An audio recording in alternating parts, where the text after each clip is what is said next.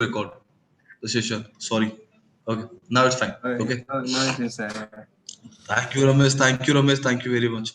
Kindly, always, whenever we start our session, okay. So, Yeah. before I will start, just remember one thing to start the recording. Okay. Yes, sir. Okay. Okay. Thank you, Ramesh. Once again. Okay.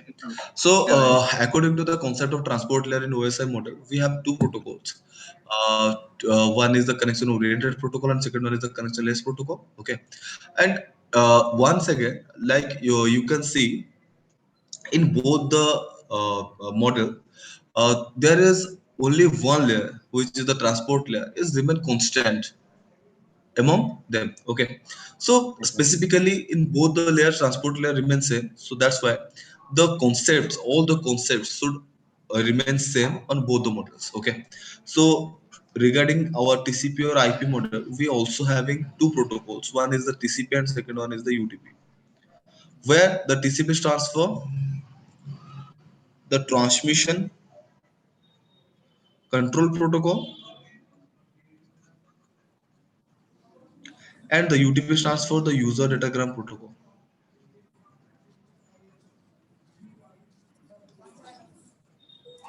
Okay, so according to the concept, like I already told you that here we discussing the implemented model, which is specifically named as TCP/IP model. Okay, so all the behavior in this layer on OSI model is just similar to the TCP/IP model. So here we can discussing both the models simultaneously. Okay, and specifically Yeah. on our devices we are using the TCP/IP model. That's why I here I am going to explain about the TCP and UDP, okay, and literally forgot about these concepts, okay.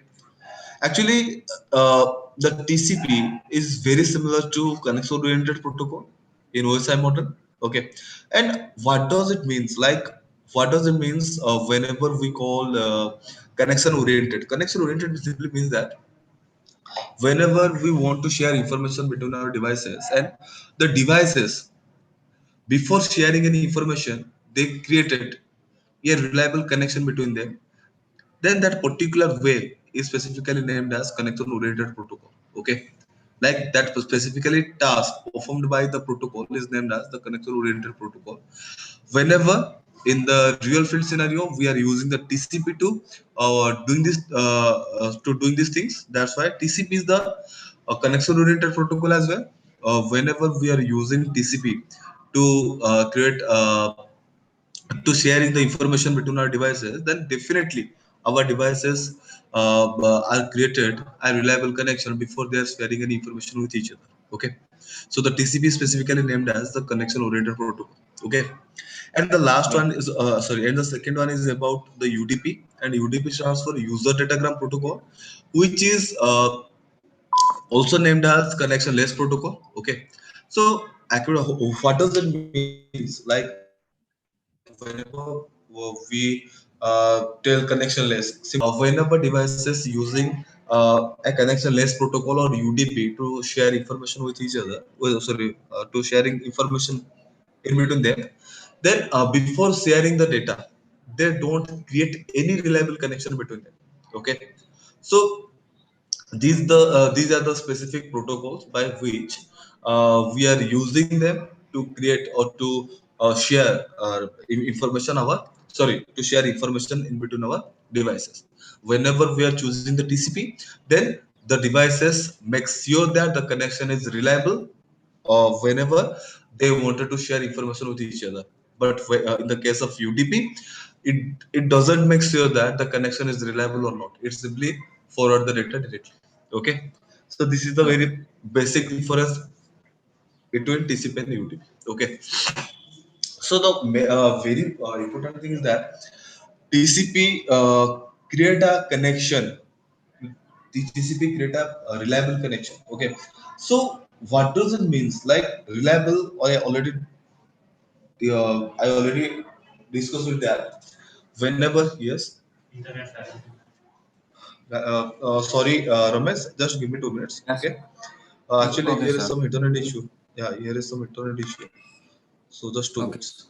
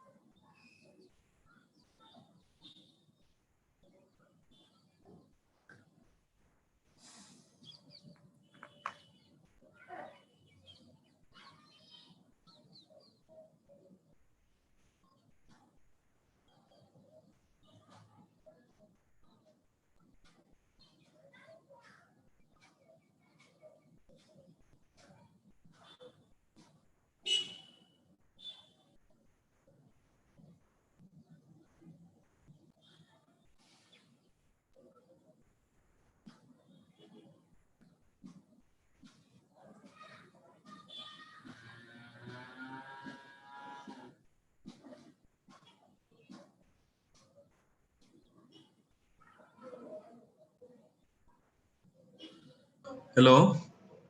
Yes, sir.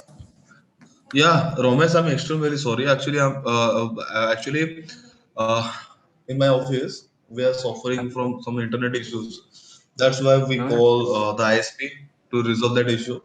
Okay, it okay. might take some Yeah, time. Okay, yeah. so um, I literally tell you that just wait for a while, or no. Now we are continuing our session. Okay, is there Yes, sir. any condition? Is there no unfavorable condition happen? Then we stop our session. Okay. Till Okay, now, sir. we are continuing our batch. Okay. Okay. Yeah. So Ramesh, we are discussing about the TCP and UDP. Okay. So here we are gonna discussing about the TCP, which is the reliable protocol. Okay. So what are the mechanism that TCP follows to create a reliable connection? These are the main and the very important things to know. Okay. So let's start about the TCP.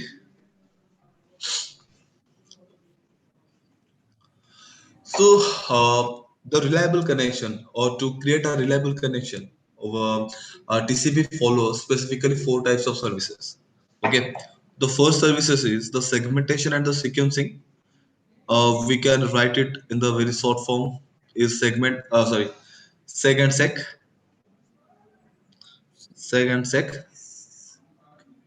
Okay. Second thing is about the connection establishment. Third thing is about your acknowledgement, and fourth thing is about your flow control.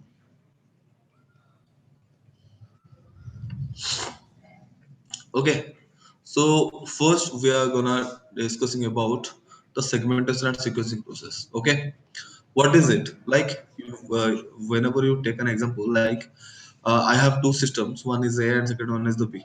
Okay, just imagine like I have two systems, one and B. Sorry, A and B. Okay, I want to share some information from A to B. The first of all, we connect both the devices. Okay, after successfully created a after doing successfully connection between them. Okay, now it's time to share the information. Like we can consider that in system A, क्या हो गया?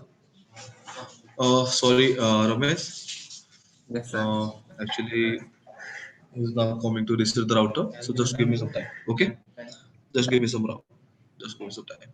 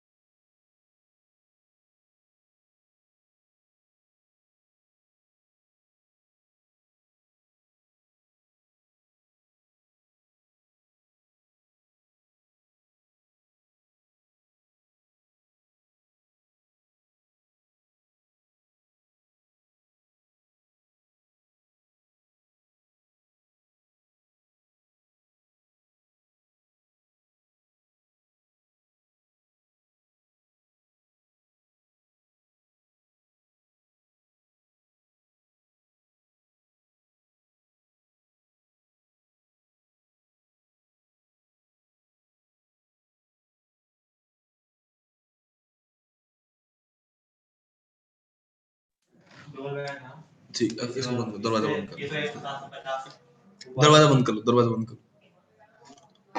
Hello, Yes, sir. Hello. Yeah. Ramesh, Ramesh आप still connected हो? Yes, sir. I can't believe that. Okay. Now my voice is clear? Yes, sir. Yeah. Yeah.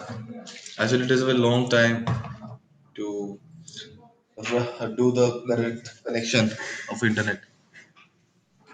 Now it's running smoothly. Okay. Oh, how busy day is it? Okay. So Ramesh, now I'm also sharing the screen. Okay. So Ramesh, we discussed about the segmentation and sequencing process of TCP. Okay. As for this concept, if I want to share information from A to B, okay, then like you can consider that when A has 2 GB of data, and you can imagine that I want to share this 2 GB data at a time towards uh, the PCB.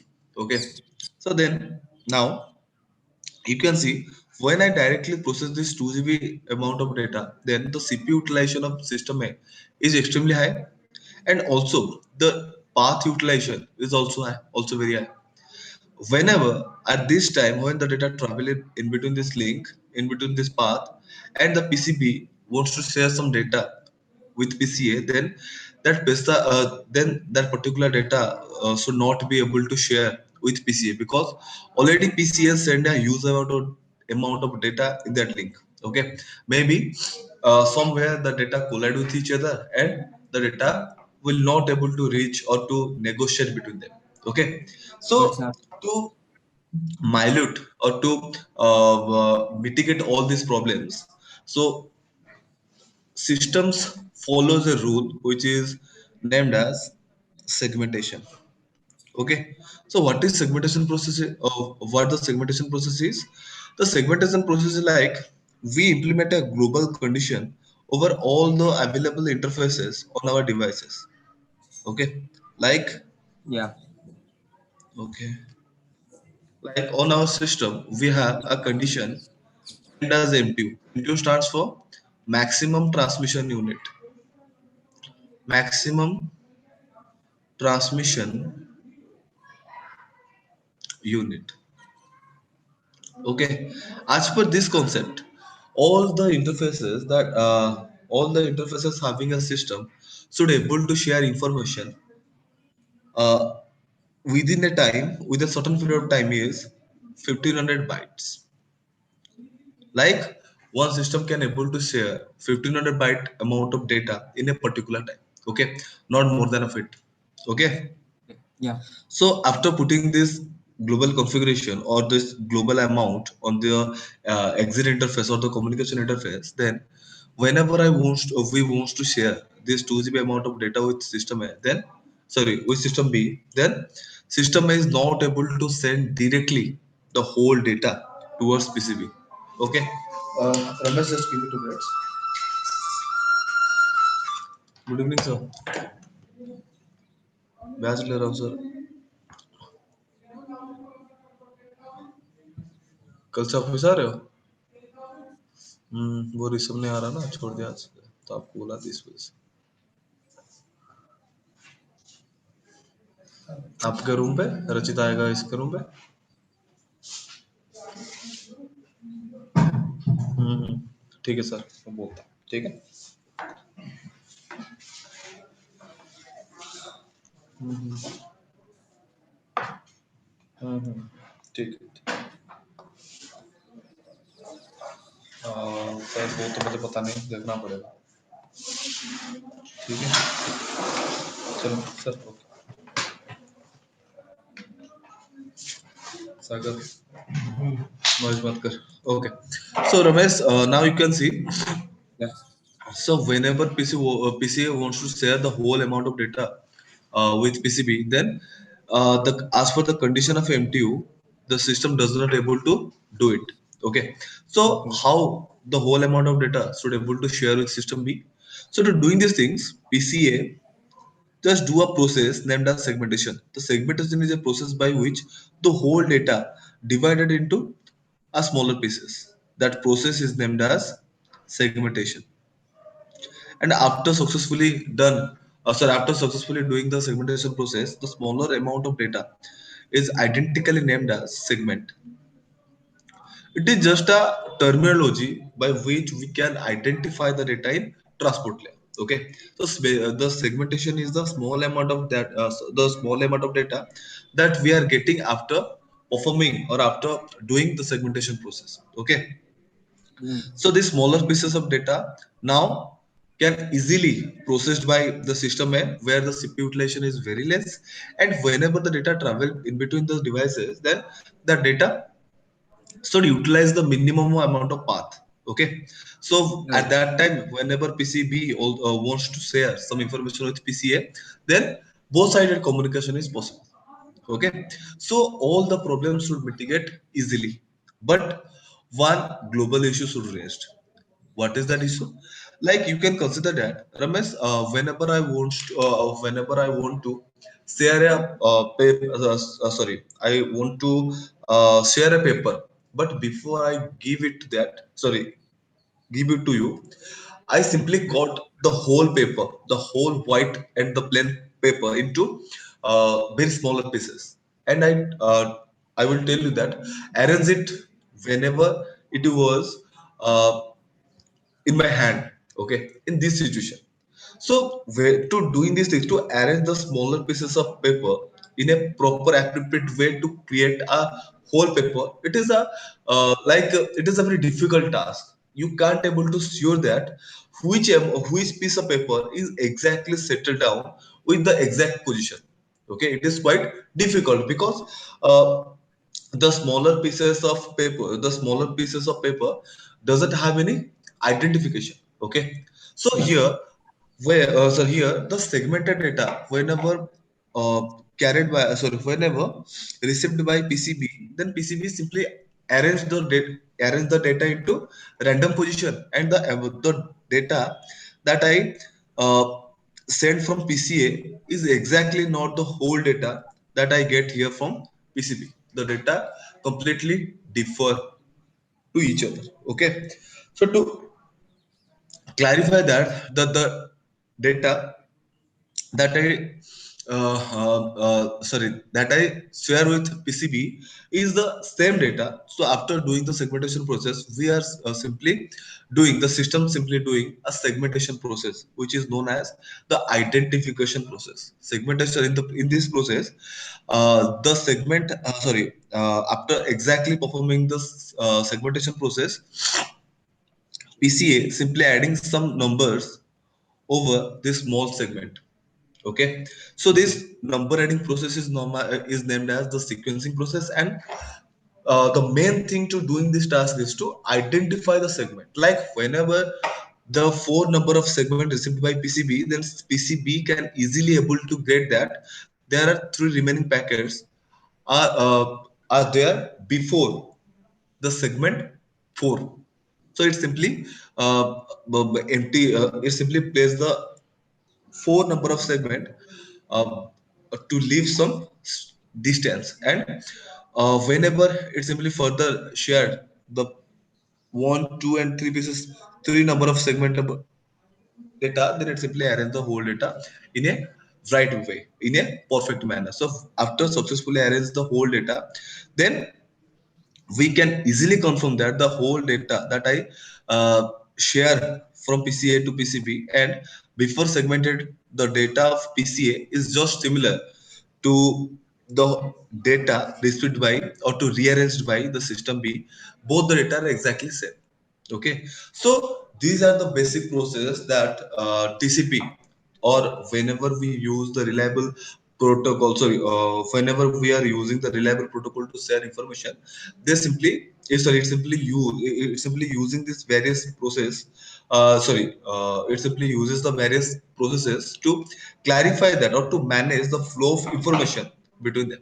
Okay, which simply defines that there are no chance of data loss or the error occurring state in between or in the situation of information negotiation. Okay, Yeah. so this is the first process or the first service so taken by TCP protocol. Okay, so now it's But time. Yes, yeah, yeah, Ramesh. but the segment is will be connection will be what say uh, changed. What will happen? What?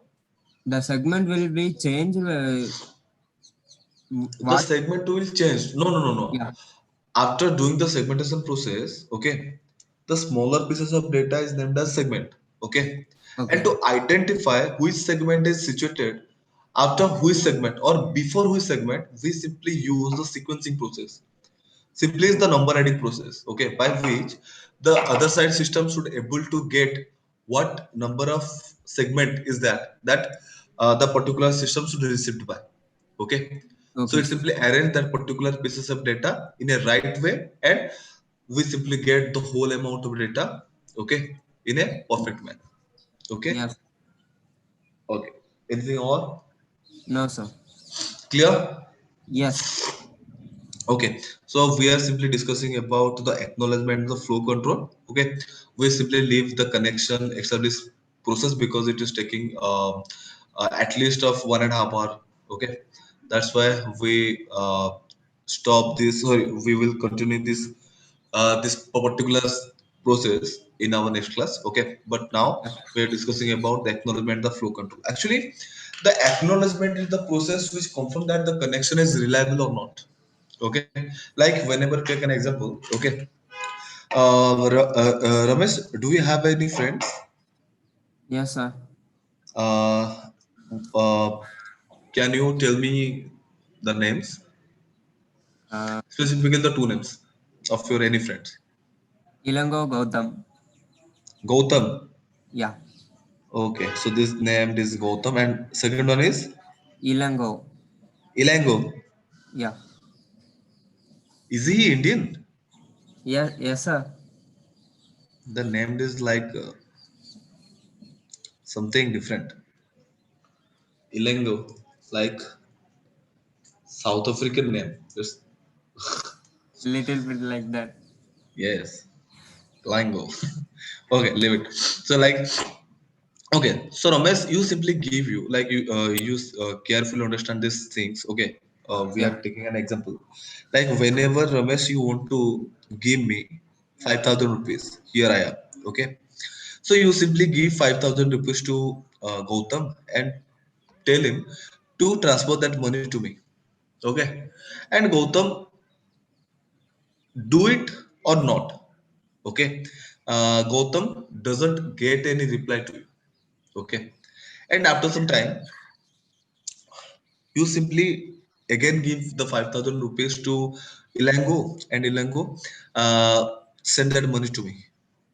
Okay, it simply Okay. gave that money to me, and after successfully give the money to me, it simply send a reply to you. It simply sends a reply to you. Okay, Yeah. then so in both the cases, like you can see in Gautam, maybe he did these things or not. You didn't get any information about it. But after perform the task by Ilango, you at least get the confirmation that the amount successfully paid by Ilango. Yeah. Okay, so the trust, if you measure the trust in between both these friend, definitely Ilango get 100% trust, whereas Yes. Gautam doesn't. Yeah. Sorry, Gautam doesn't get any trust. Yes. Okay, so the reply or the acknowledgement is create a matter which means that the connection is reliable. Like whenever we do or whenever we take a protocol or to want to create a reliable connection over the devices, then whenever we choose the TCP, then TCP, and then after sharing the data, it simply wait for the acknowledgement, and that acknowledgement process is specifically named as sorry, that acknowledgement process is specifically do this TCP connection reliable. Okay, so whenever it doesn't get any reply, then it doesn't send any further packet to its opponent or to its other side system. Okay, so the data loss during this connection process or during this data transmission process, like refined, like you can see it like whenever we want to share some data from PCA to PCB, okay, Okay. then in this case, TCA, you can consider that PCA has a data having 10 pieces of segments, okay. So PCA create a reliable connection with PCB, then PCA sends a single amount of, sorry, a single piece of segment, then it simply wait for a while to receive the reply. If it doesn't get any reply towards its opponent, then it further doesn't send any segment to its opponent. So that's process. So to do during this acknowledgement process, it simply control the loss of data as well. So it is a process should which is secure our data transmission between our devices. Okay, and also which makes our connection reliable or the trustworthy. Clear? Yes, sir. Okay. And the second thing is about your flow control. What is flow control is actually flow control is a process like Ramesh, you can see like I have the ability to teach you continuously 12 to 20 hours. Okay.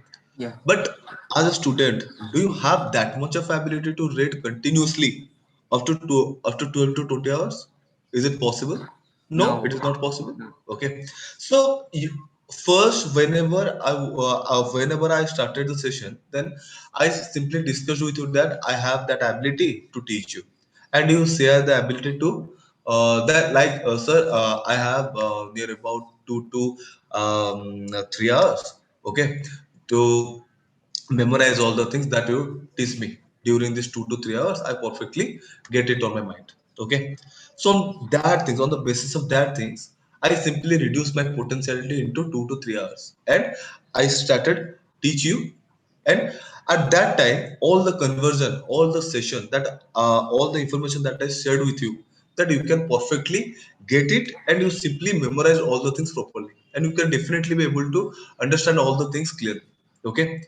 so whenever we started sharing the information, we first clear all the things like what is the ability to receive the to receive and to process the data. So that process is specifically named as the flow control. Like you can see that if I have two systems, one is the i5 and second one is the i3. Okay, so if you see the i5 has the a little bit higher processing ability comparison with i3. Okay, so like you can see the i5 processing having 20 numbers, but like i5 should able to process 20 numbers of packets in a time, whenever i3 should able to process 10 numbers of packets in a time. Actually, what is it, the 20 numbers, 10 numbers, what is it actually? These are the buffer memory amount. So what is buffer memory? Actually, you can consider, sorry, maybe you know that in a system we have two types of memories. One is the primary memories and second one is the secondary memories. Okay, so in Yes. primary memories we have two types of memories as well, which is the RAM and second one is the ROM. Specifically, ROM carries a constant amount of data which is known as the BIOS, or simply named that basic input and output system, whereas the RAM stands for the random access memory, which is a non-volatile memory. In a certain period of time, it simply erases all the data. So what is the purpose of RAM? The RAM is a memory which is used to memorize the task and successfully done the task. Okay, so to doing any task, our system does not fully used its whole primary memory. It simply dedicate a little amount of space to doing a task. So that little amount of space is specifically named as the buffer memory. Okay, so in this buffer memory, whenever like in our system the microprocessor doesn't process the single amount of data, it simply process the whole buffer memory data in a particular time. That's why the data should the data which are able to get processed, then it first stored into buffer, and after successfully arranged in buffer, then it simply moved to the further process towards the microprocessor. Okay, so like you can see, so in this buffer memory, the i5 has 20, you can consider i5 has the ability to store 20 numbers of packets in its buffer memory, and i3 has 10 numbers of packets to be stored in its buffer memory. So in this scenario, like whenever i5 wants to share data with i3, and as well i3 wants to share data with i5, then you can see when I3 share the data with I5, then I5 has 20 numbers of amount, sorry, 20 numbers, 20 numbers of packet to stored in its buffer memory and able to process that data. So it can able to, sorry, it can easily able to process this 10 numbers of data that's sent by the I3 system. But when I5 send the data, then I3 doesn't have that much of ability to process the 20 numbers of packet of data in a particular time.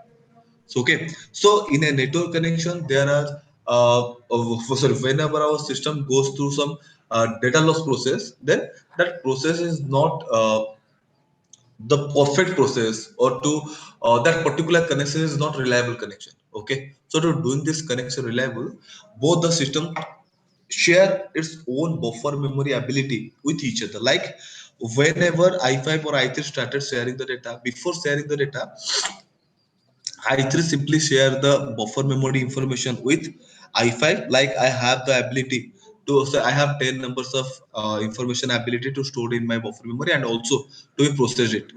And I5 also do the same thing, like it can able to share the buffer memory data towards I3. Now, whenever I5 wants to share the data with I3, then it simply, it doesn't check its own buffer memory or its own ability to process the data. It simply check the buffer memory of its opponent system, like which is the I3 system's buffer memory, and it simply process the whole data in the right way. Okay, and the same thing performed by the I3 as well. Like I3 should able to sorry, whenever wants to share the data with the I5, then it doesn't check its own buffer memory. It simply check its opponents and like its I5 system's buffer memory and simply share the data accordingly. Okay, so in this case, we doesn't get any packet. So sorry, we don't get any information should be lost. Okay, so that connection successfully make a reliable connection, and the whole data sharing process is perfectly done in between our devices. Okay, so these are the very basic and the most important services should performed whenever we are taking the reliable protocol for our data transmission. So Ramesh, is it clear? Yeah, sir. Definitely. Yeah. Okay. So Ramesh, I'm gonna stop your batch for today. Okay. Yeah. I'm getting a little bit tired to do Okay, sir. this to